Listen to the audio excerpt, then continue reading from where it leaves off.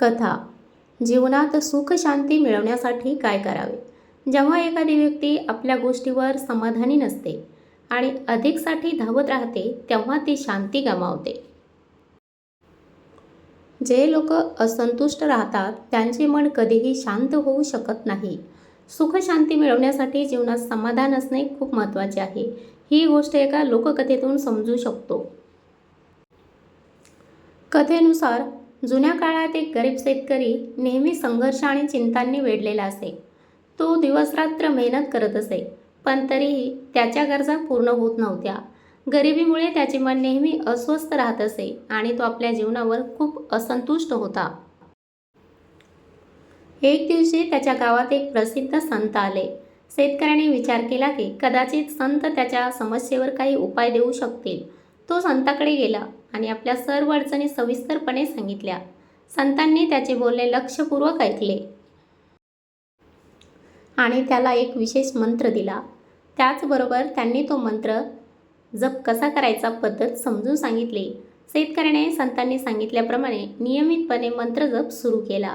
काही दिवसातच त्याच्या भक्ती आणि श्रद्धेने प्रसन्न होऊन त्याच्यासमोर एक देवी प्रकट झाली. देवी म्हणाली की मी तुझ्या भक्तीने प्रसन्न आहे. तू जे हवे ते वरदान मागू शकतोस. शेतकरी अचानक आलेल्या या संधीने आश्चर्यचकित झाला. त्याला काय मागावे हे समजत नव्हते. त्याने देवीला सांगितले की तो दुसऱ्या दिवशी आपले वरदान मागेल. देवी त्याचे बोलणे ऐकून अदृश्य झाली. आता शेतकऱ्याच्या मनात अनेक प्रकारचे विचार येऊ लागले. त्याला वाटले की त्याच्याकडे चांगले घर नाही, म्हणून त्याने घर मागून घ्यावे. मग त्याला वाटले की जमीनदार होणे चांगले होईल.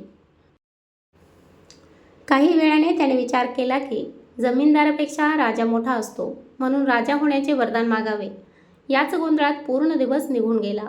रात्रभर त्याला झोप लागली नाही. त्याचे मन कधी एका इच्छेवर स्थिर नाही तर कधी दुसऱ्यावर. असेच विचार करत करत सकाळ झाली.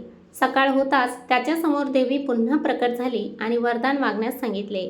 शेतकऱ्याने नम्रपणे सांगितले की त्याला असे वरदान हवे आहे ज्यामुळे त्याचे मन नेहमी देवाच्या भक्तीत लीन राहील आणि तो प्रत्येक परिस्थितीत समाधानी राहू शकेल. देवीने तथास्तु म्हटले आणि अदृश्य झाली. ही गोष्ट त्या संताला कळली. त्याने त्याला मंत्र दिला होता. संत शेतकऱ्याजवळ पोहोचले आणि त्याला विचारले की तू देवीकडून धनसंपत्ती का मागितली नाहीस? शेतकऱ्याने उत्तर दिले की धनाची इच्छाच मला बेचैन करत होती, म्हणून मी विचार केला की जे धन अजून आलेले नाही त्याच्या येण्याच्या विचारानेच मी बेचैन झालो आहे. मला तर जीवनात शांती हवी आहे, म्हणून मी देवीकडे वरदानात भक्ती मागितली आहे. संतोष ही सर्वात मोठी संपत्ती आहे. जीवनात असंतोष हेच बहुतेक तणावाचे मूळ कारण आहे. जेव्हा व्यक्ती आपल्याजवळ जे आहे त्यात समाधानी नसते, तेव्हा ती नेहमी अधिक मिळवण्याच्या शर्यतीत मानसिक शांती गमावते. समाधानाचा अर्थ प्रगती थांबवणे असा नाही, तर वर्तमानाचा स्वीकार करून पुढे जाणे असा आहे. निर्णय घेण्यास घाई करू नका.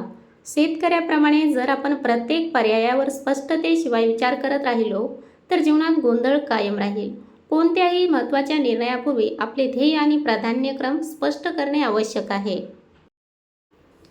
इच्छांवर नियंत्रण ठेवा. अनियंत्रित इच्छा मनाला अशांत करतात. एक इच्छा पूर्ण झाली की दुसरी जन्माला येते. म्हणून हे समजून घेणे महत्त्वाचे आहे की आपल्याला खरोखर काय हवे आहे आणि काय केवळ क्षणिक आकर्षण आहे. मानसिक शांतीला प्राधान्य द्या. धन, पद किंवा प्रतिष्ठेपेक्षा मानसिक शांती अधिक महत्त्वाची आहे.